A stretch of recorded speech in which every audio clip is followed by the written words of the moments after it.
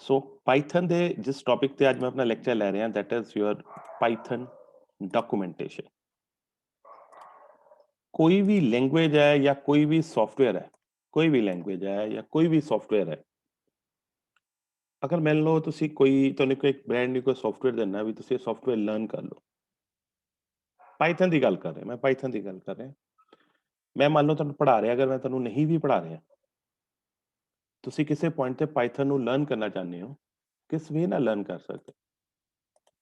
ਕੋਈ ਵੀ ਲੈਂਗੁਏਜ ਹੋਵੇ, ਕੋਈ ਵੀ ਸੌਫਟਵੇਅਰ ਹੋਏ, ਉਹ ਤਾਂ ਹੀ ਸਕਸੈਸਫੁਲ ਹੋਏਗਾ ਅਗਰ ਉਹਦੀ ਉਸ ਸਬਜੈਕਟ ਦੀ ਹੈਲਪ ਔਰ ਉਹਦੀ ਡਾਕੂਮੈਂਟੇਸ਼ਨ ਅਵੇਲੇਬਲ ਹੈ।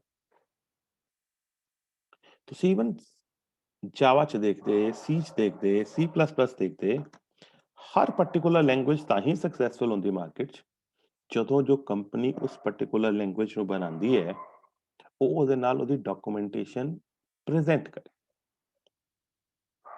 ਕੋਈ ਵੀ ਸੌਫਟਵੇਅਰ ਅਗਰ MS ਵਰਡ ਹੀ ਤੁਸੀਂ ਯੂਜ਼ ਕਰਦੇ ਹੋ, MS ਵਰਡ ਯੂਜ਼ ਕਰਦੇ ਹੋ, ਐਕਸਲ ਯੂਜ਼ ਕਰਦੇ ਹੋ, ਪਾਵਰ ਪੁਆਇੰਟ ਯੂਜ਼ ਕਰਦੇ ਹੋ, ਅਗਰ ਉਹਨਾਂ ਦੀ ਡਾਕੂਮੈਂਟੇਸ਼ਨ ਮਾਰਕੀਟ 'ਚ ਨਹੀਂ ਅਵੇਲੇਬਲ ਹੈ ਦੈਨ ਉਹ ਚੀਜ਼ ਸਕਸੈਸਫੁਲ ਨਹੀਂ ਹੋਏਗੀ। Now come to the things, documentation ਹੈ ਕੀ? Documentation and help they are one and the same thing. ਤੁਸੀਂ ਹੁਣ ਥੋੜੀ ਦੇਰ ਪਹਿਲਾਂ ਮੇਰੇ ਨਾਲ ਗੱਲ ਕਰ ਰਹੇ ਸੀ, ਸਰ ਪਾਈਥਨ ਦੀ ਬੁੱਕ ਆ ਗਈ। ਪਾਈਥਨ ਦੀ ਬੁੱਕ ਨਾਲੋਂ ਬੈਟਰ ਕੀ ਹੈ, ਤੁਸੀਂ ਪਾਈਥਨ ਦੀ ਡਾਕੂਮੈਂਟੇਸ਼ਨ ਪੜ੍ਹੋ, ਜਿਹੜੀ ਕਿ ਜਦੋਂ ਤੁਸੀਂ ਪਾਈਥਨ ਦਾ ID ਡਾਊਨਲੋਡ ਕਰੋਗੇ then this documentation is freely available। ਇਸ ਡਾਕੂਮੈਂਟੇਸ਼ਨ ਦੇ ਵਿੱਚ ਪੂਰੀ ਦੀ ਪੂਰੀ ਬੁੱਕ ਅਵੇਲੇਬਲ ਹੈ ਜਿਹੜੀ ਕਿ ਫ੍ਰੀ ਆਫ ਕਾਸਟ। ਤੁਸੀਂ ਇਸ ਪਾਰਟਿਕੂਲਰ ਬੁੱਕ ਨੂੰ, ਇਸ ਪਾਰਟਿਕੂਲਰ ਡਾਕੂਮੈਂਟੇਸ਼ਨ ਨੂੰ ਆਪਣੇ PC ਜਾਂ ਆਪਣੇ ਮੋਬਾਈਲ ਤੇ ਡਾਊਨਲੋਡ ਕਰਕੇ ਇਸ ਨੂੰ ਪੜ੍ਹ ਸਕਦੇ। ਐਂਡ ਹਰ ਲੈਂਗੁਏਜ, ਕੋਈ ਵੀ ਲੈਂਗੁਏਜ ਆਏਗੀ ਉਹ ਆਪਣੇ ਨਾਲ ਆਪਣੀ ਡਾਕੂਮੈਂਟੇਸ਼ਨ ਜ਼ਰੂਰ ਲੈ ਕੇ ਆਏਗੀ, ਅਦਰਵਾइज ਉਹ ਲੈਂਗੁਏਜ ਫੇਲ ਹੋ ਜਾਏਗੀ। ਡਾਕੂਮੈਂਟੇਸ਼ਨ ਕੀ ਹੈ? Documentation is the essential part of any language or software package। ਕੋਈ software ਵੀ ਬਣਿਆ ਹੋਏਗਾ ਉਹਦੇ ਲਈ ਵੀ ਸਾਨੂੰ documentation required ਹੋਗੀ। A language being used by many users but without documentation it would be considered incomplete। ਤੁਸੀਂ documentation ਕਿਸ ਤਰ੍ਹਾਂ ਦੇਖ ਸਕਦੇ ਹੋ? Click on help, thereafter Python docs option या press F1। देखो डायग्राम आ रही है पाइथन शैल ਦੇ ਵਿੱਚ, ਹੈਲਪ ਦੇ ਵਿੱਚ ਕਲਿੱਕ ਕਰੋ, ਹੈਲਪ ਤੋਂ ਬਾਅਦ ਤੁਸੀਂ ਪਾਈਥਨ ਡੌਕਸ ਤੇ ਕਲਿੱਕ ਕਰੋ ਜਾਂ F1 ਦਿੱਤੀ ਹੋ ਇਹਨਾਂ ਨੇ ਸ਼ਾਰਟਕਟ ਕੀ, ਤੁਸੀਂ ਸ਼ਾਰਟਕਟ ਕੀ F1 ਵੀ ਪ੍ਰੈਸ ਕਰ ਸਕਦੇ ਹੋ। ਔਰ ਜਦੋਂ ਤੁਸੀਂ ਇਸ ਕੀ ਨੂੰ ਜਾਂ ਇਸ ਆਪਸ਼ਨ ਨੂੰ ਕਲਿੱਕ ਕਰੋਗੇ ਦੈਨ ਇਹ ਸਕਰੀਨ ਤੁਹਾਡੇ ਸਾਹਮਣੇ ਬਣ ਕੇ ਆਏਗੀ Python 3.9.0 ਡਾਕੂਮੈਂਟੇਸ਼ਨ। ਔਰ ਜਦੋਂ ਤੁਸੀਂ ਇਸ ਡਾਕੂਮੈਂਟੇਸ਼ਨ ਨੂੰ ਧਿਆਨ ਨਾਲ ਦੇਖੋ, ਲੁੱਕ ਐਟ ਦਿਸ ਵਨ, ਬਹੁਤ ਛੋਟਾ ਛੋਟਾ ਜਿਹਾ ਸਕਰੀਨ ਤੇ ਹੈ ਲੇਕਿਨ ਮੈਂ ਫਿਰ ਵੀ ਦੱਸ ਰਿਹਾ, this is Python tutorial. Python tutorial, ਤੁਸੀਂ ਇਸ ਟਿਊਟੋਰੀਅਲ ਆਪਸ਼ਨ ਤੇ ਕਲਿੱਕ ਕਰੋਗੇ, ਪੂਰੀ ਦੀ ਪੂਰੀ ਪਾਈਥਨ ਦੀ ਬੁੱਕ ਬਣ ਕੇ ਆਏਗੀ starting from basics to the advance level. ਕਿਸੇ ਵੀ ਲੈਂਗੁਏਜ ਦੇ ਵਿੱਚ ਡਾਕੂਮੈਂਟੇਸ਼ਨ ਜ਼ਰੂਰੀ ਹੈ for understanding that language। Documentation 'ਚ ਕੀ ਲਿਖਿਆ ਹੁੰਦਾ ਹੈ? ਡਾਕੂਮੈਂਟੇਸ਼ਨ 'ਚ ਲਿਖਿਆ ਹੁੰਦਾ ਹੈ that ਇਸ ਲੈਂਗੁਏਜ ਨੂੰ ਕਿੱਦਾਂ ਯੂਜ਼ ਕਰਨਾ ਹੈ। ਅਗਰ ਮੈਂ ਪਾਈਥਨ ਦੀ ਗੱਲ ਕਰਾਂ, ਪਾਈਥਨ ਦੇ ਵਿੱਚ ਆਈਡਲ ਨੂੰ ਕਿੱਦਾਂ ਯੂਜ਼ ਕਰਨਾ ਹੈ, ਪਾਈਥਨ ਦੇ ਵਿੱਚ ਵੇਰੀਏਬਲਸ ਕੀ ਹੈ, ਕਨਸਟੈਂਟਸ ਕੀ ਹੈ, ਡਾਟਾ ਟਾਈਪਸ ਕੀ ਹੈ, ਲੂਪਸ ਕੀ ਹੈ, ਕੰਡੀਸ਼ਨਲ ਸਟੇਟਮੈਂਟਸ ਕੀ ਹੈ, ਫੰਕਸ਼ਨਸ ਕੀ ਹੈ, ਪੈਕੇजेस ਕੀ ਹੈ, ਕਲਾसेस ਕੀ ਹੈ, ਸਾਰੀ ਦੀ ਸਾਰੀ detail in a form of a book that is being loaded in the Python tutorial। Python documentation window appears on the screen। You can use Python documentation to learn about the features of the Python language। This is what documentation is। और ਉਹਦੇ parallel ਇੱਕ ਸਾਡੇ ਕੋਲ option ਹੈ help. ਅਗਰ ਤੁਸੀਂ ਇੱਥੇ ਧਿਆਨ ਨਾਲ ਦੇਖੋ, ਆਹ ਹੈਲਪ ਆਪਸ਼ਨ ਹੈ, file, edit, shell, debug, options, window, help। Python docs is the part of help। ਔਰ ਅਸੀਂ ਹੈਲਪ ਤੇ ਕਲਿੱਕ ਕਰਦੇ ਹਾਂ ਤਾਂ ਤੁਹਾਨੂੰ ਅਬਾਊਟ ਆਈਡਲ ਦੱਸੇਗਾ, Idol the help, Python documents and turtle demo, 4 option ਸਾਨੂੰ ਦਿਖਦੀਆਂ ਜਦੋਂ ਤੁਸੀਂ ਹੈਲਪ ਆਪਸ਼ਨ ਤੇ ਕਲਿੱਕ ਕਰਦੇ। ਹੈਲਪ ਕੀ ਹੈ? ਨਾਮ ਤੋਂ ਹੀ ਐਵੀਡੈਂਟ ਹੈ, ਜਿਹੜੇ ਵੀ ਬਿਗਨਰਸ ਹੈ, ਜਿਹੜੇ ਵੀ ਲੈਂਗੁਏਜ ਲਰਨ ਕਰ ਰਹੇ ਹੈ, help option is used to provide the help to the beginners. ਇਹ ਸਿਰਫ ਪੂਰਾ ਟਿਊਟੋਰੀਅਲ ਜਨਰੇਟ ਨਹੀਂ ਕਰਦੀ, ਪੂਰੀ ਬੁੱਕ ਜਨਰੇਟ ਨਹੀਂ ਕਰਦੀ, ਇਹ ਨਾਲ ਇਹ ਵੀ ਜਨਰੇਟ ਕਰਦੀ ਹੈ, ਮੰਨ ਲਓ ਕੋਈ ਪਾਰਟਿਕੂਲਰ ਟੌਪਿਕ ਦੀ ਤੁਹਾਨੂੰ ਹੈਲਪ ਚਾਹੀਦੀ ਹੈ, ਤੁਸੀਂ ਉਸ ਪਾਰਟਿਕੂਲਰ ਟੌਪਿਕ ਨੂੰ ਕਲਿੱਕ ਟਾਈਪ ਕਰੋਗੇ ਤਾਂ ਉਸ ਪਾਰਟਿਕੂਲਰ ਟੌਪਿਕ ਦੀ ਵੀ ਹੈਲਪ ਤੁਹਾਨੂੰ ਪ੍ਰੋਵਾਈਡ ਕਰੇਗੀ। This option will display help related to current actions in the idle menu. And different help the options ਕਿਹੜੀਆਂ ਹੈ? ਸਭ ਤੋਂ ਪਹਿਲਾਂ ਅਬਾਊਟ ਆਈਡਲ, ਇਹ ਆਈਡਲ ਦੇ ਬਾਰੇ ਲੇਟੈਸਟ ਇਨਫੋਰਮੇਸ਼ਨ ਪ੍ਰੋਵਾਈਡ ਕਰੇਗੀ। Idol help, this shows a text file containing information about the working of the idle IDE. idle IDE ਨੂੰ ਕਿੱਦਾਂ ਯੂਜ਼ ਕਰਨਾ ਹੈ ਔਰ idle IDE ਦੇ ਨਾਲ ਰਿਲੇਟਡ ਕਿਹੜੀਆਂ ਕਮਾਂਡਸ ਹੈ, ਉਹ ਆਈਡਲ ਹੈਲਪ ਦੇ ਵਿੱਚ ਅਵੇਲੇਬਲ ਹੋ ਗਿਆ। ਪਾਈਥਨ ਡਾਕਸ ਦੇ ਵਿੱਚ ਡਾਕੂਮੈਂਟੇਸ਼ਨ ਹੈ, ਜਿਹੜੀ ਮੈਂ ਹੁਣੇ ਪਿੱਛੇ ਡਿਸਕਸ ਕੀਤੀ ਸੀ। You can say it kind of Python tutorial ਤੁਹਾਡਾ Python documentation ਦੇ ਵਿੱਚ available ਹੈ। And last one is your turtle demo. Turtle demo ਕੀ ਹੈ? This open helps to run the turtle demo module with example Python code and turtle text. Turtle ਕੀ ਹੁੰਦਾ? ਇੱਕ ਛੋਟਾ ਜਿਹਾ cursor ਜਿਹਾ ਹੁੰਦਾ ਹੈ, ਛੋਟਾ ਜਿਹਾ turtle ਇੱਕ ਛੋਟਾ ਜਿਹਾ ਕਰਸਰ ਜਿਹਾ ਹੁੰਦਾ ਹੈ, ਉਹਦੀਆਂ ਡਰਾਇੰਗਸ ਕਿੱਦਾਂ ਬਣਦੀਆਂ, ਉਹਦੇ turtle ਦੇ ਡੈਮੋ ਮੋਡਿਊਲਸ ਕਿੱਦਾਂ ਬਣਦੇ ਹੈ, ਉਹ Python ਦੇ ਵਿੱਚ ਕਿੱਦਾਂ ਡਰਾ ਹੁੰਦੇ ਹੈ, ਉਸ ਦੀ ਸਾਰੀ ਹੈਲਪ ਤੁਹਾਡੀ ਟਰਟਲ ਡੈਮੋ ਦੇ ਵਿੱਚ ਅਵੇਲੇਬਲ। ਅਗਰ ਇਨ ਸ਼ਾਰਟ ਮੈਂ ਗੱਲ ਕਰਾਂ ਪਾਈਥਨ ਹੈਲਪ ਦਾ ਕੀ ਪਰਪਸ ਹੈ, ਪਾਈਥਨ ਹੈਲਪ ਦਾ ਇਹੀ ਪਰਪਸ ਹੈ, it is going to help the beginners ਜਿਨ੍ਹਾਂ ਨੂੰ ਪਾਈਥਨ ਬਾਰੇ ਕੁਝ ਨਹੀਂ ਪਤਾ। ਅਗਰ ਤੁਹਾਡੇ ਕੋਲ ਕੋਈ ਬੁੱਕ ਨਹੀਂ ਹੈ, ਕੋਈ ਲਿਟਰੇਚਰ ਨਹੀਂ ਹੈ, ਤੁਸੀਂ ਇੰਟਰਨੈਟ ਤੇ ਨਾ ਵੀ ਸਰਚ ਕਰੋ, ਤੁਸੀਂ ਡਾਇਰੈਕਟਲੀ ਹੈਲਪ ਦੇ ਵਿੱਚ ਜਾ ਕੇ ਪਾਈਥਨ ਡਾਕਸ ਜਾਓ, ਪਾਈਥਨ ਡਾਕਸ ਜਾ ਕੇ ਤੁਸੀਂ ਟਿਊਟੋਰੀਅਲ ਨੂੰ ਡਾਊਨਲੋਡ ਕਰੋ ਔਰ ਉਸ ਟਿਊਟੋਰੀਅਲ ਨੂੰ ਪੜ੍ਹਨਾ ਸ਼ੁਰੂ ਕਰੋ ਤਾਂ ਤੁਹਾਨੂੰ ਪਾਈਥਨ ਦੇ ਕੰਟੈਕਸਟ ਦੇ ਵਿੱਚ ਕਾਫੀ ਇਨਫੋਰਮੇਸ਼ਨ ਉੱਥੋਂ ਮਿਲੇਗੀ। And this is not like related with only Python, ਅਗਰ ਤੁਸੀਂ ਜਾਵਾ 'ਚ ਵੀ ਕਲਿੱਕ ਕਰੋ, ਅਗਰ ਤੁਸੀਂ AS ਵਿੱਚ ਵੀ ਕਲਿੱਕ ਕਰੋ, every language, each and every language provides online help, each and every language provides online documentation ਔਰ ਇਹ ਬਿਗਨਰਸ ਲਈ ਹੁੰਦੀ ਹੈ for learning that particular language। ਹੁਣ ਇੱਕ ਬੜਾ ਇੰਪੋਰਟੈਂਟ ਟੌਪਿਕ ਹੈ ਇਹ, this is very important topic and ਇਸ ਟੌਪਿਕ ਨੂੰ ਜਿਹੜਾ ਧਿਆਨ ਨਾਲ ਅੰਡਰਸਟੈਂਡ ਕਰਿਓ। ਡਾਇਨਾਮਿਕ ਟਾਈਪਸ, ਜਿਹੜੀਆਂ ਹੁਣ ਤੱਕ ਅਸੀਂ ਪ੍ਰੋਗਰਾਮਿੰਗ ਲੈਂਗੁਏਜ ਕੀਤੀਆਂ ਉਹ ਸਟੈਟਿਕ ਟਾਈਪਸ ਨੇ, ਲੇਕਿਨ ਇਹਦੇ ਵਿੱਚ ਕੀ ਹੈ, Python is a dynamic type language. ਮੈਂ ਇਸ ਚੀਜ਼ ਤੇ ਬਹੁਤ ਸਟ੍ਰੈਸ ਕਰਾਂਗਾ ਔਰ ਇਸ ਚੀਜ਼ ਨੂੰ ਮੈਂ ਜ਼ਿਆਦਾ ਡਿਟੇਲਸ ਤੁਹਾਨੂੰ ਐਕਸਪਲੇਨ ਕਰਾਂਗਾ। ਟੈਲ ਨਾਓ ਵਾਟ ਵੀ ਹੈਵ ਡਨ, ਹੁਣ ਤੱਕ ਅਸੀਂ ਕੀ ਕਰ ਚੁੱਕੇ। when we declare a variable in C, ਤੁਸੀਂ C 'ਚ ਵੇਰੀਏਬਲ ਡਿਕਲੇਅਰ ਕਰਦੇ ਹੋ, ਤੁਸੀਂ ਕਿਸ ਵੇ ਨਾਲ ਵੇਰੀਏਬਲ ਡਿਕਲੇਅਰ ਕਰਦੇ ਹੋ, ਮੈਂ ਤੁਹਾਨੂੰ ਹੁਣੇ ਉਹੀ ਚੀਜ਼ ਸ਼ੋ ਕਰਦਾ। ਤੁਸੀਂ ਜਦੋਂ ਵੀ C 'ਚ ਵੇਰੀਏਬਲ ਡਿਕਲੇਅਰ ਕਰਦੇ ਹੋ then what you basically do, ਤੁਸੀਂ ਲਿਖਦੇ ਹੋ int x, y, z and then 7। ਇਹੀ ਕੀਤਾ ਸੀ C ਦੀ ਪ੍ਰੋਗਰਾਮ ਵਿੱਚ, ਤੁਸੀਂ ਡਾਟਾ ਸਟਰਕਚਰ ਯੂਜ਼ਿੰਗ C ਕੀਤਾ, ਉਹਦੇ 'ਚ ਵੀ ਇਹੀ ਡਿਕਲੇਅਰ ਕੀਤਾ ਹੋਊਗਾ। ਹੁਣ ਇਹਦੇ ਵਿੱਚ ਇੰਟੀਜਰ x, y, z तीन वेरिएबल है, तीनों वेरिएबल इंटीजर है और ये चीज तुहानू पता है that integer occupies 2 byte in the memory. That means x भी 2 बाइट लेगा, y भी 2 बाइट लेगा और z भी तुहाडा 2 बाइट लेगा। ये चीज क्लियर है। फ्लोट 4 लेगा, करैक्टर 1 बाइट लेगा, डबल 8 या 16 बाइट्स लेगा। बाइट्स की मैं गल कर रहा memory they which storage. When we declare a variable in C or other language, it sets aside an area of memory for holding values allowed by the data type of the variable। ਇਹ ਜਿਹੜੀ line ਉਹੀ ਹੈ ਜਿਹੜੀ ਮੈਂ ਤੁਹਾਡੇ ਸਾਹਮਣੇ ਬਣਾ ਕੇ ਦਿਖਾਈ ਹੈ। ਜਦੋਂ ਕਿ ਅਸੀਂ C 'ਚ ਕੋਈ ਵੇਰੀਏਬਲ ਡਿਕਲੇਅਰ ਕਰਾਂਗੇ ਇੰਟੀਜਰ ਵੇਰੀਏਬਲ ਅਗਰ ਅਸੀਂ ਡਿਕਲੇਅਰ ਕੀਤਾ ਤਾਂ ਤੁਹਾਡੀ ਮੈਮਰੀ ਨੇ ਜੇ 3 ਇੰਟੀਜਰ ਹੈ ਤੇ 6 ਬਾਈਟ ਸਟੋਰ ਕਰ ਲੈਣੇ ਹੈ that ਇਸ ਇੰਟੀਜਰ ਇਸ ਵੇਰੀਏਬਲ ਦਾ ਸਟੋਰੇਜ ਸਪੇਸ ਹੈ।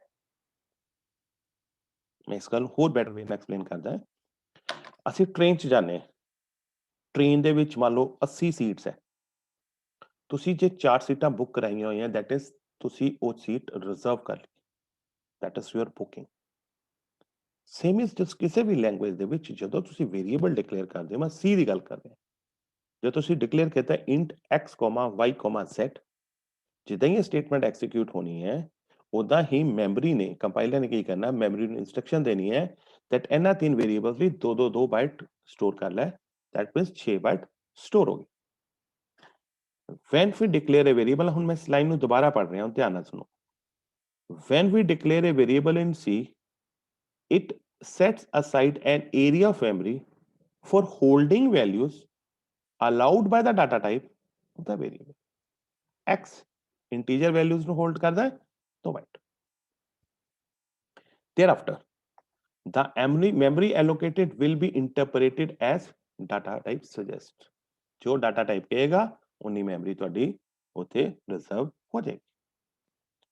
ਲੇਕਿਨ ਅਗਰ ਇੰਟੀਜਰ ਵੇਰੀਏਬਲ ਹੈ ਤਾਂ ਇੰਟੀਜਰ ਦੀ ਮੈਮਰੀ ਐਲੋਕੇਟ ਹੋਣੀ ਹੈ, ਅਗਰ ਫਲੋਟਿੰਗ ਪੁਆਇੰਟ ਵੇਰੀਏਬਲ ਹੈ, ਫਲੋਟ ਹੈ ਤਾਂ ਫਲੋਟਿੰਗ ਪੁਆਇੰਟ ਦੀ ਮੈਮਰੀ ਰਿਜ਼ਰਵ ਹੋਣੀ ਹੈ। when we assign or initialize it with some value, then value will get stored in that memory location। अगर मैं x ਨੂੰ ਵੈਲਿਊ ਦੇ ਦਿੱਤੀ 25, ਉਹ 25 ਵੈਲਿਊ ਉਸ ਮੈਮਰੀ ਲੋਕੇਸ਼ਨ ਤੇ ਜਾ ਕੇ ਸਟੋਰ ਹੋ ਜਾਏਗਾ। ਇਹ ਬਿਲਕੁਲ ਸਿੰਪਲ ਕਨਸੈਪਟ ਹੈ। ਪਹਿਲਾਂ ਵੇਰੀਏਬਲ ਡਿਕਲੇਅਰ ਕੀਤਾ, ਵੇਰੀਏਬਲ ਡਿਕਲੇਅਰ ਹੋਇਆ ਤਾਂ 2 ਬਾਈਟ ਮੈਮਰੀ ਦੇ ਵਿੱਚ x ਵੇਰੀਏਬਲ ਦੇ ਸਟੋਰ ਹੋ ਗਏ, ਰਿਜ਼ਰਵ ਹੋ ਗਏ। ਜਦੋਂ ਮੈਂ 25 ਵੈਲਿਊ ਅਸਾਈਨ ਕੀਤੀ, ਉਹ 25 ਵੈਲਿਊ ਉਹਨਾਂ 2 ਬਾਈਟਸ ਤੇ ਜਾ ਕੇ ਸਟੋਰ ਹੋ ਗਈ। At compile time initial or assigned values will be checked। Compiler ਨੇ ਚੈੱਕ ਕਰਨਾ ਹੈ that 2 ਬਾਈਟ ਰਿਜ਼ਰਵ x ਨੂੰ ਮਿਲੇ ਹੈ, 2 y ਨੂੰ ਮਿਲੇ ਹੈ, 2 z ਨੂੰ ਮਿਲੇ ਹੈ। x ਦੀ ਵੈਲਿਊ x ਦੀ ਲੋਕੇਸ਼ਨ ਤੇ ਸਟੋਰ ਹੋ ਗਈ, y ਦੀ ਵੈਲਿਊ y ਦੀ ਲੋਕੇਸ਼ਨ ਤੇ ਸਟੋਰ ਹੋ ਗਈ, z ਦੀ ਵੈਲਿਊ z ਦੀ ਲੋਕੇਸ਼ਨ ਤੇ। so we can't mix data types। C language ਦੀ ਬਹੁਤ ਵੱਡੀ ਲਿਮਿਟੇਸ਼ਨ ਹੈ, ਅਸੀਂ ਡਾਟਾ ਟਾਈਪਸ ਨੂੰ ਮਿਕਸ ਨਹੀਂ ਕਰ ਸਕਦੇ। ਅਸੀਂ C ਲੈਂਗੁਏਜ ਦੇ ਵਿੱਚ ਡਾਟਾ ਟਾਈਪ ਨੂੰ ਮਿਕਸ ਨਹੀਂ ਕਰ ਸਕਦੇ।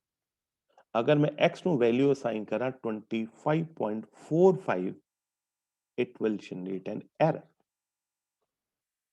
ਕਿਉਂਕਿ 25.45 is a floating value, ਜਦਕਿ x ਤੁਹਾਡਾ ਇੰਟੀਜਰ ਹੈ।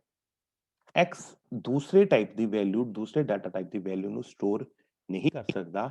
it will generate an error message, meaning thereby mixing of data types is not allowed। ਔਰ ਅਗਰ ਉਹ ਕਰਨਾ ਹੈ ਤਾਂ ਸਾਨੂੰ implicit and explicit conversions ਸ਼ਾਇਦ ਤੁਸੀਂ C 'ਚ ਪੜ੍ਹੀਆਂ ਹੋਗੀਆਂ। implicit conversions and explicit conversions ਤੁਹਾਨੂੰ ਉਸ ਕਨਸੈਪਟ ਨੂੰ ਲਿਆਉਣਾ ਪੈਂਦਾ ਹੈ ਤਾਂ ਹੀ ਅਸੀਂ ਉਹ ਵੈਲਿਊਜ਼ ਨੂੰ ਕਨਵਰਟ ਕਰ ਸਕਦੇ। ਐਗਜ਼ਾਮਪਲ ਲਿਖ ਰਿਹਾ ਹੈ, initialize a string value to int variable is not allowed। ਔਰ ਉਹ ਪ੍ਰੋਗਰਾਮ ਤੁਹਾਡਾ ਕੰਪਾਈਲ ਨਹੀਂ ਕਰੇਗਾ। ਰੀਜ਼ਨ, ਇਹਦਾ ਰੀਜ਼ਨ ਹੈ that C is a static type of language।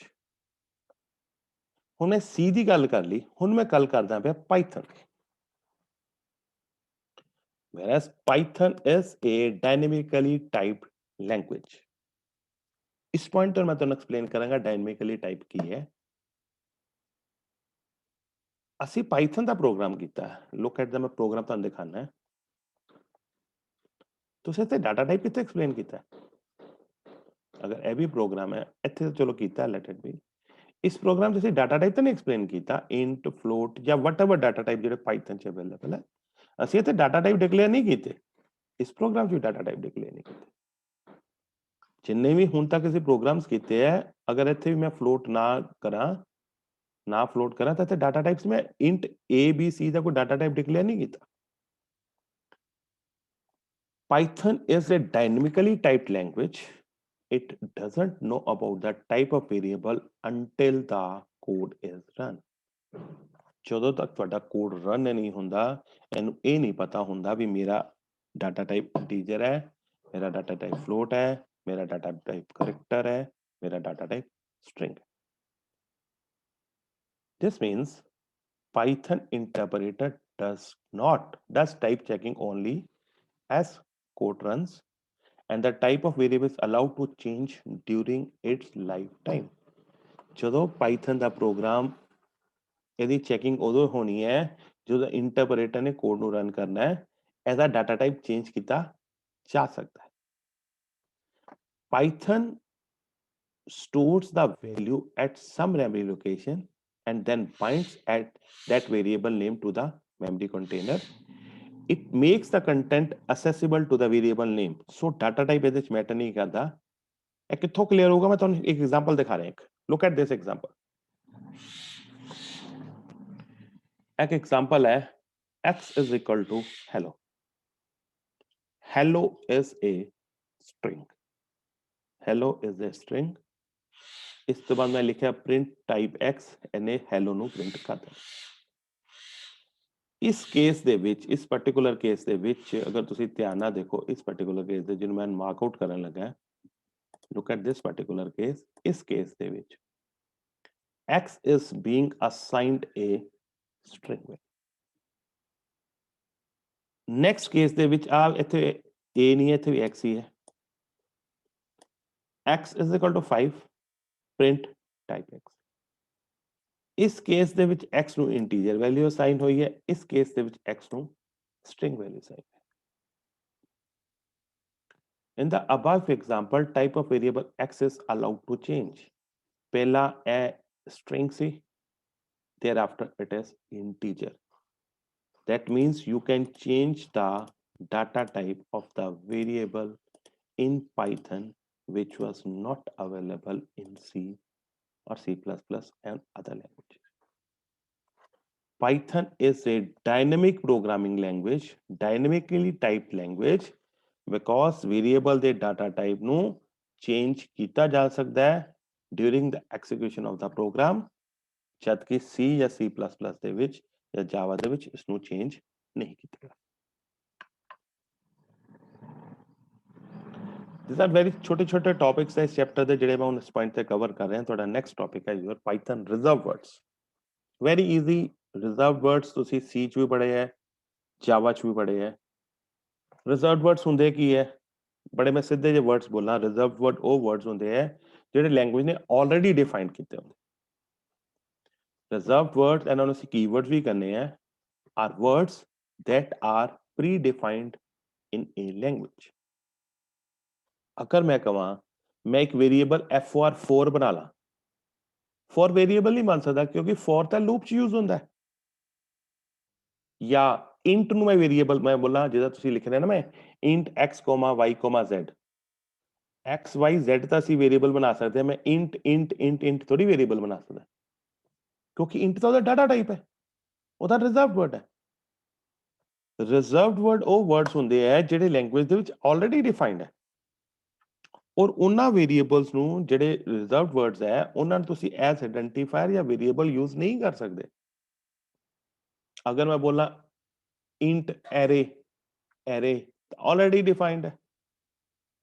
जो वर्ड्स ऑलरेडी एक मीनिंग दिता है उस लैंग्वेज ਦੇ ਵਿੱਚ, ਉਹਨਾਂ ਨੂੰ ਅਸੀਂ ਕਹਿੰਦੇ ਹਾਂ reserve words.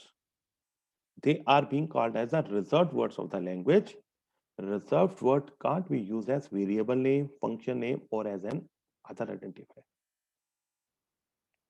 and these words are used to define the syntax and structure of the Python language। it's not about Python, it's about every language। ਕਿਸੇ ਵੀ ਲੈਂਗੁਏਜ ਦੇ ਵਿੱਚ ਜਿਹੜਾ ਵੀ ਰਿਜ਼ਰਵਡ ਵਰਡ ਹੋਏਗਾ, ਤੁਸੀਂ ਉਸ ਵਰਡ ਨੂੰ ਉਸ ਲੈਂਗੁਏਜ ਦੇ ਵਿੱਚ ਯੂਜ਼ ਨਹੀਂ ਕਰ ਸਕਦੇ ਕਿਉਂਕਿ ਉਹ ਰਿਜ਼ਰਵਡ ਵਰਡ ਉਸ ਲੈਂਗੁਏਜ ਨੂੰ ਡਿਫਾਈਨ ਕਰਨ ਲਈ ਯੂਜ਼ ਕੀਤੇ ਜਾਂਦੇ ਆ। ਉਹਨਾਂ ਵਰਡਸ ਨੂੰ ਤੁਸੀਂ ਐਜ਼ ਫੰਕਸ਼ਨ ਨੇਮ ਜਾਂ ਐਜ਼ ਵੇਰੀਏਬਲ ਨੇਮ ਨਹੀਂ ਯੂਜ਼ ਕਰ ਸਕਦੇ। all reserved words और keywords except true, false and none are in lower case। हाँ, एक चीज बड़ा इंपॉर्टेंट नोट करियो, मैं शुरू ਵਿੱਚ ਸ਼ਾਇਦ ਤੁਹਾਨੂੰ ਐਕਸਪਲੇਨ ਕੀਤਾ ਸੀ, ਮੈਂ ਫੇਰ ਬੋਲ ਰਿਹਾ। ਪਾਈਥਨ ਦੇ ਪ੍ਰੋਗਰਾਮ ਨੂੰ, ਇਵਨ ਸੀ ਦੇ ਪ੍ਰੋਗਰਾਮ ਨੂੰ ਵੀ ਲੋਅਰ ਕੇਸ ਹੀ ਲਿਖਣਾ ਹੈ। ਅਪਰ ਕੇਸ ਬਹੁਤ ਲਿਮਿਟਿਡ ਆਪਸ਼ਨਸ ਹੁੰਦੀਆਂ। ਮੈਕਸਿਮਮ ਪ੍ਰੋਗਰਾਮ ਤੁਹਾਡਾ ਲੋਅਰ ਕੇਸ ਛੋਟੇ ਅਕਸ਼ਰਾਂ 'ਚ ਲਿਖਣਾ ਹੈ, ਵੱਡੇ ਅਕਸ਼ਰਾਂ 'ਚ ਨਹੀਂ ਲਿਖਣਾ। ਅਗਰ ਮੈਂ ਏਰੀਆ ਦਾ ਏ ਕੈਪੀਟਲ ਕਰਦਾ, ਏਰੀਆ ਕੈਪੀਟਲ 'ਚ ਲਿਖਾਂ ਔਰ ਸਮਾਲ 'ਚ ਲਿਖਾਂ, ਦੋਨੋਂ ਅਲੱਗ-ਅਲੱਗ ਵਰਡਸ ਹੈ। ਐਕਸ ਵੱਡਾ ਤੇ ਐਕਸ ਛੋਟਾ, ਪਾਈਥਨ ਉਹਨਾਂ ਦੋਨਾਂ ਨੂੰ ਅਲੱਗ-ਅਲੱਗ ਟ੍ਰੀਟ ਕਰਦਾ ਹੈ, ਸੇਮ ਟ੍ਰੀਟ ਨਹੀਂ ਕਰਦਾ। ਤੁਸੀਂ ਆਪਣੇ ਮਨ 'ਚ ਸੋਚੋ, ਮੈਂ ਦੇਖੋ ਐਕਸ ਵੱਡਾ ਸੇਮ ਤਾਂ ਹੈਗਾ ਐਕਸ ਮੇਰਾ, ਲੇਕਿਨ ਪ੍ਰੋਗਰਾਮ ਨਹੀਂ ਚੱਲ ਰਿਹਾ। ਉਹ ਪ੍ਰੋਗਰਾਮ ਤਾਂ ਨਹੀਂ ਚੱਲ ਰਿਹਾ ਵੀ ਤੁਸੀਂ ਕਿਤੇ ਅਪਰ ਕੇਸ ਯੂਜ਼ ਕਰ ਲਿਆ, ਕਿਤੇ ਲੋਅਰ ਕੇਸ ਯੂਜ਼ ਕਰ ਲਿਆ।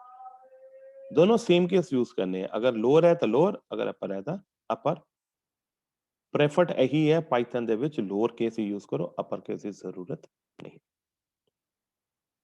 all reserved words or keywords except true false and none are in lower case। ਔਰ ਪਾਈਥਨ ਦੇ ਵਿੱਚ ਆ ਸਾਰੇ ਰਿਜ਼ਰਵਡ ਵਰਡਸ ਆ ਜਿਹੜੇ ਤੁਸੀਂ ਦੇਖ ਲਓ। there's a list of reserved words, ਤੁਸੀਂ ਇਹ ਲਿਸਟ ਕਿੱਥੇ ਵੀ ਮਿਲ ਜਾਏਗੀ। ਹੁਣ ਵਾਈਲ ਨੂੰ ਤੁਸੀਂ ਐਜ਼ ਵੇਰੀਏਬਲ ਨਹੀਂ ਯੂਜ਼ ਕਰ ਸਕਦੇ। except, and, as, assert, break, class, ਇਹਨਾਂ ਨੂੰ ਤੁਸੀਂ ਵੇਰੀਏਬਲ ਨੇਮ ਨਹੀਂ ਯੂਜ਼ ਕਰ ਸਕਦੇ। ਦਿਸ ਇਜ਼ ਅ ਲਿਸਟ, ਇਹ ਤੁਹਾਨੂੰ ਮੈਂ ਪੀਪੀਟੀ ਪ੍ਰੋਵਾਈਡ ਕਰ ਦਾਂਗਾ, ਉਹ 'ਚ ਲਿਸਟ ਤੁਹਾਡੀ ਅਵੇਲੇਬਲ ਹੈ। Now this is the last topic of this chapter, naming conventions. Naming conventions ਦਾ ਮਤਲਬ ਹੁੰਦਾ ਹੈ ਵੀ ਤੁਹਾਡੇ ਜਿਹੜੇ ਇਸ ਲੈਂਗੁਏਜ ਦੇ ਵਿੱਚ ਵੇਰੀਏਬਲਸ ਹੈ ਜਾਂ ਕੌਨਸਟੈਂਟਸ ਹੈ ਜਾਂ ਜੋ ਵੀ ਆਇਡੈਂਟੀਫਾਇਰਸ ਹੈ, ਉਹਨਾਂ ਨੂੰ ਨਾਮ ਕਿੱਦਾਂ ਦੇਣੇ।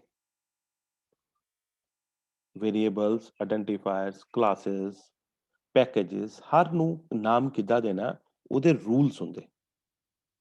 ਪਾਈਥਨ ਦੇ ਵਿੱਚ ਵੀ ਰੂਲਸ ਹੈ। Naming conventions are a set of rules or practices which are suggested to be followed while naming variables, identifiers, constants, classes। ਹੁਣ ਮੈਂ ਐਗਜ਼ਾਮਪਲ ਲੈਣਾ, ਕਿਸੇ ਵੀ ਆਇਡੈਂਟੀਫਾਇਰ ਜਾਂ ਵੇਰੀਏਬਲ ਨੂੰ ਨੇਮ ਕਰਨ ਲਈ ਕੀ ਯੂਜ਼ ਕਰ ਸਕਦੇ। ਪਹਿਲੀ ਗੱਲ, ਪਹਿਲਾ ਕਰੈਕਟਰ ਐਲਫਾਬੈਟ ਜਾਂ ਅੰਡਰਸਕੋਰ ਹੋਣਾ ਚਾਹੀਦਾ। ਇਹ ਚੀਜ਼ ਨੂੰ ਨੋਟ ਕਰ ਲਿਓ। ਆਮ ਤੌਰ ਤੇ ਕਰੈਕਟਰ ਹੀ ਦੇਖੋ, ਅੰਡਰਸਕੋਰ ਵੀ ਨਾ ਰੱਖੋ। Must start with N alphabet ਔਰ underscore.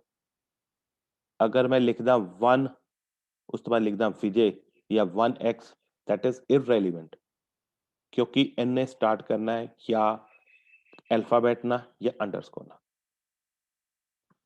Second point, lower case and upper case are treated differently. मैं यही ਤੁਹਾਨੂੰ ਹੁਣੇ ਗੱਲ ਕਹੀ ਸੀ, एरिया एंड एरिया कैपिटल वाला are two different variables. Third and the most important points, reserved word can not be used as identifiers. हर language ਦੇ ਆਪਣੇ ਰੂਲਸ ਹੁੰਦੇ ਆ, ਕਨਵੈਨਸ਼ਨਸ ਹੁੰਦੀਆਂ ਜਿਹੜੀ ਕਿ ਸਾਨੂੰ ਉਸ ਲੈਂਗੁਏਜ ਨੂੰ ਯੂਜ਼ ਕਰਦੇ ਹੋਏ ਫਾਲੋ ਕਰਨੀਆਂ ਪੈਂਦੀਆਂ। And on the same way rules for naming variables ਉਹੀ ਹੈ ਜਿਹੜੇ ਆਇਡੈਂਟੀਫਾਇਰਸ ਦੇ ਹੈ, that must start with alphabet or underscore। upper case ਤੇ lower case different treat ਕਰਦਾ ਹੈ। ਆਮ ਤੌਰ ਤੇ ਜਦੋਂ ਵੇਰੀਏਬਲ ਨੇਮ ਯੂਜ਼ ਕਰਨੇ ਨੇ ਕਹਿੰਦੇ ਲੋਅਰ ਕੇਸ ਨੂੰ ਯੂਜ਼ ਕਰੋ। ਇੱਕ ਹੋਰ ਚੀਜ਼ ਲਿਖਦਾ ਪਿਆ, ਯੂਜ਼ ਸਨੇਕ ਕੇਸ। ਤੁਸੀਂ ਮੰਨ ਲਓ area circle, area of a circle लिखना है, एरिया अंडरस्कोर सर्कल लिख दो, that means this is area of a circle. Account ID ਨੂੰ ਇਕੱਠੇ ਨਾ ਲਿਖੋ, ਅਕਾउंट अंडरस्कोर आईडी ਲਿਖੋਗੇ, that means account ID. Suppose customer name लिखना है, ਤੁਸੀਂ ਲਿਖੋ CUST underscore name, means customer cust name इकट्ठा ना लिखो, अंडरस्कोर ना थोड़ा ज्यादा डिस्टिंक्ट पता लग जाता। एंड अगेन कांस्टेंट ਦੇ ਕੰਟੈਕਸਟ ਦੇ ਵਿੱਚ ਕੀ ਹੈ, ਕਾਂਸਟੈਂਟਸ ਨੂੰ ਅਪਰ ਕੇਸ ਚ ਲਿਖੋ, ਵੇਰੀਏਬਲ ਨੂੰ ਲੋਅਰ ਕੇਸ ਚ, ਵੇਰੀਏਬਲ ਦੇ ਟਾਈਮ ਲੋਅਰ ਕੇਸ, ਕਾਂਸਟੈਂਟ ਦੇ ਟਾਈਮ ਅਪਰ ਕੇਸ। ਤੁਸੀਂ ਅਪਰ ਕੇਸ ਲਿਖੋਗੇ ਉਹ ਤੋਂ ਇਹ ਪਤਾ ਲੱਗ ਜਾਏਗਾ ਇਹ ਕਾਂਸਟੈਂਟ। thereafter functions, functions ਦੇ ਵਿੱਚ ਲੋਅਰ ਕੇਸ ਯੂਜ਼ ਕਰੋ, ਸਨੇਕ ਕੇਸ ਯੂਜ਼ ਕਰੋ। ਇਹ ਜਨਰਲ ਕਨਵੈਨਸ਼ਨਸ ਹੈ ਜਿਹੜੀ ਕਿ ਸਾਨੂੰ ਫੋਲੋ ਕਰਨੀਆਂ ਪੈਂਦੀਆਂ while defining any particular language। whereas name rules for naming classes use upper camel case। upper camel case ਦੇ ਵਿੱਚ ਕੀ ਹੈ, ਕੈਪ ਵਰਡਸ ਕਨਵੈਨਸ਼ਨ, ਜਿਸ ਤਰ੍ਹਾਂ ਆ ਦੇਖੋ ਬਣਾਇਆ ਹੋਇਆ ਹੈ ਵੀ ਪਹਿਲਾ ਕਰੈਕਟਰ ਇਹ ਵਾਲਾ ਕਰੈਕਟਰ, ਇਹਨੂੰ ਅਪਰ ਕੇਸ ਹੈ, ਬੈਂਕ ਦੇ ਵਿੱਚ B ਔਰ ਅਕਾਊਂਟ ਦੇ ਵਿੱਚ A, ਇਸ ਨੂੰ ਅਸੀਂ ਕੈਮਲ ਕੇਸ ਕਹਿੰਦੇ। ਜਿਹੜੇ ਦੋ ਅਪਰ ਕੇਸ ਕਰੈਕਟਰਸ ਆ ਉਹਨਾਂ ਨੂੰ ਅਸੀਂ ਆਪਸ ਦੇ ਵਿੱਚ ਜੁਆਇਨ ਕਰ। ਔਰ ਮੋਡਿਊਲਸ ਦੇ ਵਿੱਚ ਕੀ ਹੈ, short names lower case underscore use ਕੀਤੇ ਜਾ ਸਕਦੇ। मतलब ਇਹ ਤੁਹਾਡੀਆਂ ਕੁਝ ਕਨਵੈਨਸ਼ਨਸ ਹੈ ਜਿਹੜੀਆਂ ਵੀ ਅਸੀਂ ਕਿਸੇ ਲੈਂਗੁਏਜ ਦੇ ਕੰਟੈਕਸਟ ਦੇ ਵਿੱਚ ਫੋਲੋ ਕਰਨੀ ਹੈ ਜਦੋਂ ਅਸੀਂ ਕੋਈ ਵੇਰੀਏਬਲਸ ਲੈਣੇ ਹੈ ਜਦੋਂ ਅਸੀਂ ਕਨਸਟੈਂਟਸ ਨੂੰ ਡਿਕਲੇਅਰ ਕਰਨਾ ਹੈ ਵੇਰੀਏਬਲਸ ਨੂੰ ਡਿਕਲੇਅਰ ਕਰਨਾ ਲੋਅਰ ਕੇਸ ਕਨਸਟੈਂਟ ਨੂੰ ਡਿਕਲੇਅਰ ਕਰਨਾ ਅਪਰ ਕੇਸ ਦੇ ਵਿੱਚ ਫੰਕਸ਼ਨਸ ਨੂੰ ਡਿਕਲੇਅਰ ਕਰਨਾ ਤਾਂ ਸਨੇਕ ਕੇਸ ਨੂੰ ਯੂਜ਼ ਕਰੋ ਕਲਾਸਿਸ ਨੂੰ ਡਿਕਲੇਅਰ ਕਰਨਾ then you use that camel case ਔਰ ਮੋਡਿਊਲਸ ਨੂੰ ਯੂਜ਼ ਕਰਨਾ ਤਾਂ ਅੰਡਰਸਕੋਰ ਨੂੰ ਯੂਜ਼ ਕਰਕੇ ਤੁਸੀਂ ਮੋਡਿਊਲਸ ਨੂੰ ਕੰਬਾਈਨ ਕਰ ਸਕਦੇ ਹੋ ਇਹ ਕਨਵੈਨਸ਼ਨਸ ਹੈ ਇਹ ਰੂਲਸ ਹੈ that have been specified in context of a particular language ਉਸ particular language ਦੇ context ਦੇ ਵਿੱਚ ਇਹ rules ਅਸੀਂ define ਕਰਦੇ ਹਾਂ declare ਕਰਦੇ ਹਾਂ ਔਰ ਇਸ ਦੇ accordingly ਹੀ variables ਨੂੰ ਅਸੀਂ declare ਕਰਦੇ ਹਾਂ ਸੋ ਟਿਲ ਦਿਸ ਪੁਆਇੰਟ ਜਿਹੜਾ ਮੈਂ ਅੱਜ ਹੁਣ ਤੱਕ ਦਾ ਜਿਹੜਾ ਫਸਟ ਚੈਪਟਰ ਦੇ ਵਿੱਚ ਕੀ ਤੁਹਾਡੇ ਨਾਲ ਡਿਸਕਸ ਕੀਤਾ ਹੈ ਅਗਰ ਤੁਸੀਂ ਫਸਟ ਚੈਪਟਰ ਦਾ ਪੂਰਾ ਆਪਣਾ ਸ਼ੈਡਿਊਲ ਦੇਖੋਗੇ ਜਾਂ ਸਿਲੇਬਸ ਦੇਖੋਗੇ ਮੈਂ ਪੂਰਾ ਦਾ ਪੂਰਾ ਤੁਹਾਡੇ ਨਾਲ ਸਿਲੇਬਸ ਹੀ ਸ਼ੇਅਰ ਕਰਨ ਲੱਗਾ ਰਾਈਟ ਨਾਓ जो अपना सिलेबस है एग्जैक्टली वर्ड बाय वर्ड मैं वर्ड बाय वर्ड जो सिलेबस है उस सिलेबस के पैटर्न ਨੂੰ ਫਾਲੋ ਕਰ ਰਹੇ ਹਾਂ ਔਰ ਉਸ ਪੈਟਰਨ ਦੇ ਹਿਸਾਬ ਨਾਲ ਜੋ ਸਾਡੇ ਟੌਪਿਕਸ ਆ ਰਹੇ ਹਨ ਮੈਂ ਸਾਰੇ ਦੇ ਸਾਰੇ ਟੌਪਿਕਸ ਤੁਹਾਡੇ ਨਾਲ ਡਿਸਕਸ ਕਰ ਰਹੇ ਹਾਂ ਔਰ ਅਸੀਂ ਇਸ ਪਾਰਟਿਕੂਲਰ ਚੈਪਟਰ ਦੇ ਵਿੱਚ ਜੋ ਟੌਪਿਕਸ ਸਟਾਰਟ ਤੋਂ ਲੈ ਕੇ ਹੁਣ ਤੱਕ ਕੀਤੇ ਹੈ ਲੁੱਕ ਐਟ ਦਾ ਸਕਰੀਨ ਮੈਂ ਇਸ ਟਾਈਮ ਤੁਹਾਡੇ ਨਾਲ ਹੀ ਸ਼ੇਅਰ ਕਰਨ ਲੱਗਾ